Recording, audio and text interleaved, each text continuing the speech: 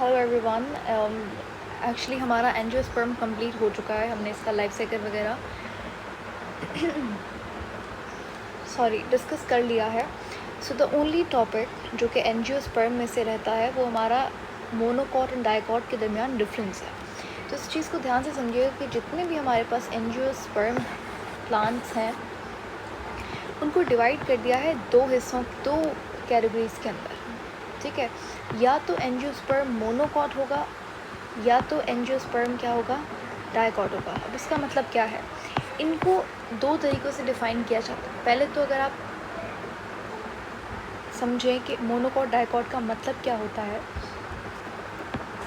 एक ऐसा सीड जिसको आप दो हिस्सों में डिवाइड कर सकते हो।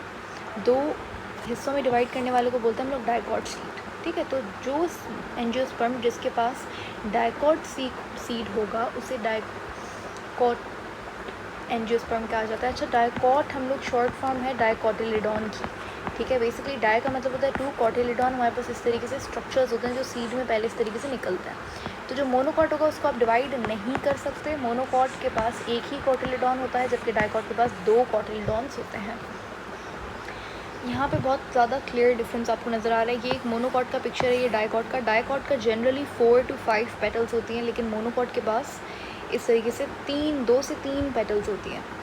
अच्छा, जो मोनोकॉट होता है उसका सिर्फ एक पार्ट होता है, एक हिस्सा होता है, और जनरली इसके पास जो कोटिलिडॉन होता है वो भी वन लीफ होता है। और अच्छा, लीफ का स्ट्रक्चर क्या है, मतलब क्या है वन लीफ, इसका मतलब ये नहीं कि पूरे प्लांट में एक पत्ता होगा, नो।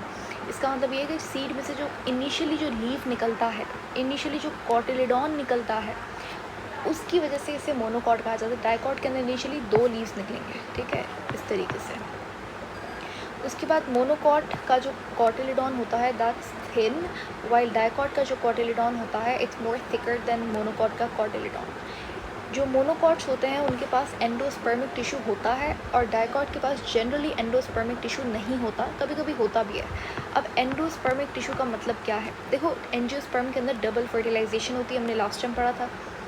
अब जो डबल फर्टिलाइजेशन होती है, एक तो क्या होता है एग और पॉलन ग्रेन मिलते हैं तो वो जायगोट बनाते हैं, और दूसरा फर्टिलाइजेशन क्या होती है कि हमारे पास जो पॉलन ग्रेन है वो कंबाइन होता है डिप्लॉयड पोलर बॉडी से और वो बनाता है ट्रिप्लॉयड यानी कि 3N एंडोस्पर्मिक टिश्यू।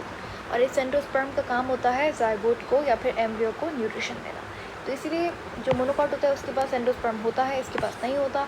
इस मोनोकॉट का जो कोटिलिडॉन है उसको स्क्यूटिलम भी कहा जाता है, स्क्यूटिलम। एज सच इसका डाइकॉट के कोटिलिडॉन का कोई नाम नहीं होता। तो ये क्वेश्चन पूछ सकते हैं कि जिसके पास एंडोस्पर्म होता है क्या वो मोनोकॉट है डाइकॉट, तो वो मोनोकॉट है generally. Cotyledon of monocot is called as scutellum, ठीक है। मोनोकॉट जो होता है वो सिंपलर होता है, तो इसकी जो वेनेशन होती है, वेनेशन का मतलब ये है अरेंजमेंट ऑफ वेन्स, यानी कि ये लीफ है, लीफ के अंदर अगर इस तरीके से हमारे पास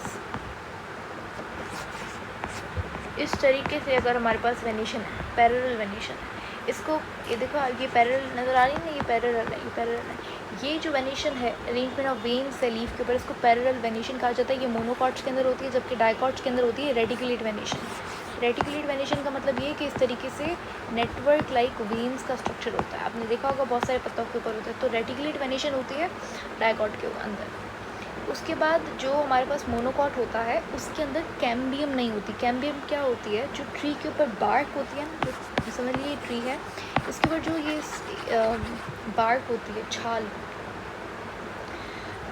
तो उस टिश्यू को कैम्बियम कहा जाता है। तो हमारे पास जो मोनोकॉट होता है उसका जो वेस्कुलर बंडल्स है वो स्कैटर्ड होता है। क्या होता है, स्कैटर्ड। जो जाइलम फ्लोएम है वो स्कैटर्ड होते हैं, तो इसीलिए कोई भी सेकेंडरी ग्रोथ नहीं होती। अब इसका मतलब क्या है, ध्यान से सुनो।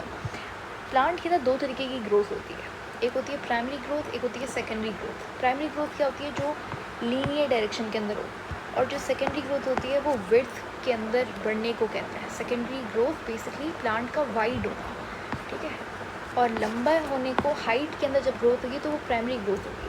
अब जो डाइकॉट होता है उसके अंदर जो वेस्कुलर बंडल्स होते हैं वो रिंग की फॉर्म में अरेंज्ड होते हैं।